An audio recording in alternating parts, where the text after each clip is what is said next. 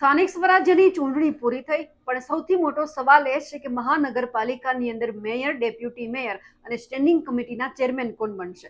તો બીજી તરફ વિપક્ષના નેતા કોને બનાવવામાં આવે તેવી પણ ચર્ચા થઈ રહી છે. વિપક્ષના નેતા માટે જોરદાર લોબિંગ પણ હવે શરૂ થઈ ગયા છે. આજે વાત કરવી છે અમદાવાદ મહાનગરપાલિકાની, કે જ્યાં વિપક્ષના નેતા માટે હિન્દુ મુસ્લિમ ઉમેદવારો માટે લોબિંગ છે તે પણ શરૂ થઈ ગયું છે. આ વખતે હિન્દુ કે મુસ્લિમ આ બંને ઉમેદવારમાંથી કોણ વિપક્ષના નેતા બનશે, આ વખતે કોનું લોબિંગ કામ કરશે, તેમની વિગતે ચર્ચા કરીએ. નમસ્કાર, આપ જોઈ રહ્યા છો નિર્ભય ન્યૂઝ અને હું છું આપની સાથે રિદ્ધિ. અમદાવાદ મહાનગરપાલિકાની ચૂંટણીની અંદર આ વખતે જોયું કે મેયર, ડેપ્યુટી મેયર, સ્ટેન્ડિંગ કમિટીના ચેરમેન માટે તો ક્યાંક દાવેદારી નોંધાવવામાં આવી રહી છે. અલગ અલગ ઉમેદવારો પડાપડી પણ કરી રહ્યા છે કે આ વખતે અમારે મેયર બનવું છે, ડેપ્યુટી મેયરનું પદ અમને મળવું જોઈએ. તો બીજી તરફ વિપક્ષના નેતા માટે પણ કંઈક આવી જ પરિસ્થિતિ છે.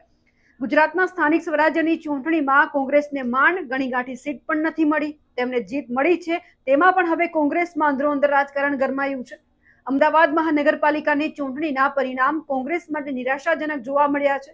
એવામાં અમદાવાદ મ્યુનિસિપલ કોર્પોરેશનમાં વિપક્ષ નેતાના પદ માટે હવે ખેંચતાણ છે તે શરૂ થઈ ગઈ છે.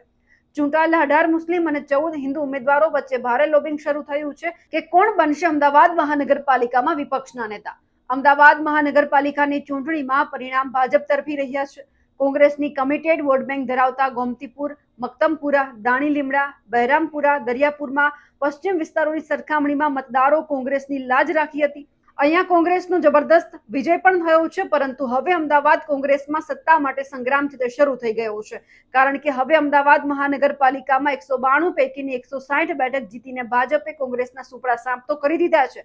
તો કોંગ્રેસને 32 બેઠકો મળી છે, પરંતુ હવે અમદાવાદ કોંગ્રેસમાં વિપક્ષના નેતાના પદ માટે લોબિંગ છે તે પણ શરૂ થયું છે.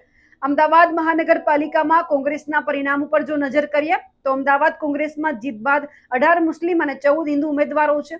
એક તરફ ભાજપ અમદાવાદના મેયર કોણ હશે તે વિશે પણ સેન્સ છે તે લેવામાં આવી રહ્યું છે, ત્યાં બીજી તરફ અમદાવાદ કોંગ્રેસમાં વિપક્ષના નેતા બનવા માટે અંદરોઅંદર ખેંચતાણ છે તે પણ શરૂ થઈ ગઈ છે. ગત ટર્મમાં વિપક્ષના નેતા તરીકે મુસ્લિમ ઉમેદવારે સ્થાન મળ્યું હતું. શહેજાદ ખાન પઠાણ અત્યાર સુધી વિપક્ષના નેતા રહ્યા છે, ત્યારે હવે આ વખતે નેતા વિપક્ષ માટે શહેજાદ ખાન પઠાણ વર્સિસ ઉપનેતા નીરવ બક્ષી વચ્ચે વોર છે તે જોવા મળી છે. આ બંને માટે અનેક નેતાઓ લોબિંગ કરી રહ્યા છે. નીરવ બક્ષી માટે ધારાસભ્ય ઇમરાન ખેડાવાલા, ભૂતપૂર્વ ધારાસભ્ય ગ્યાસુદ્દીન શેખ લોબિંગ કરી રહ્યા છે. શહેજાદ ખાન પઠાણ માટે ધારાસભ્ય શૈલેષ પરમાર છે, એમના સહિતના અનેક નેતાઓ લોબિંગ કરી રહ્યા છે. વિપક્ષના નેતા દરેક એકમમાં મહત્વનું પદ છે તે ગણવામાં આવી રહ્યું છે. મેયર, ડેપ્યુટી મેયર, સ્ટેન્ડિંગ કમિટીના ચેરમેન બાદ વિપક્ષના નેતાનું પદ છે તે પાવરફુલ ગણવામાં આવે. તેથી હવે નીરવ બક્ષી અને શહેજાદ ખાન પઠાણ વચ્ચે કાંટેકી ટક્કર છે.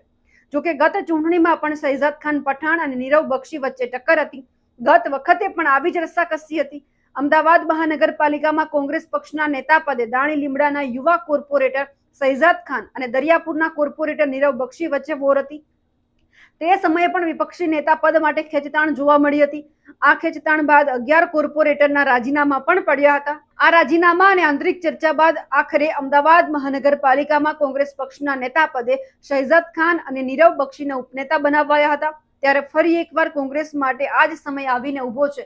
એટલે હવે એ જોવાનું છે કે જો આ વખતે ફરીવાર શહેજાદ ખાન પઠાણને જે વિરોધ પક્ષના નેતા છે તે બનાવવામાં આવે તો આ વખતે કોઈ રાજીનામા પડશે ખરા? કોંગ્રેસ આ વખતે જે અંદરોઅંદરની લડાઈ છે તેમાં કઈ રીતે જેટલા પણ કોર્પોરેટર બન્યા છે કોંગ્રેસના તેમને બચાવી શકે છે તે પણ જોવાનું રહ્યું. અને સૌથી મોટો સવાલ એ છે કે આ વખતે શહેજાદ ખાન પઠાણ કે પછી નીરવ બક્ષી આ બંનેમાંથી વિરોધ પક્ષના નેતા કોણ બને છે? અમારા અહેવાલને લઈને આપનું શું માનવું છે કમેન્ટ કરીને ચોક્કસથી જણાવજો. સાથે જ અમારી નિર્ભય ન્યૂઝ ચેનલને લાઇક, શેર અને સબસ્ક્રાઇબ કરવાનું ભૂલશો નહીં. નમસ્કાર.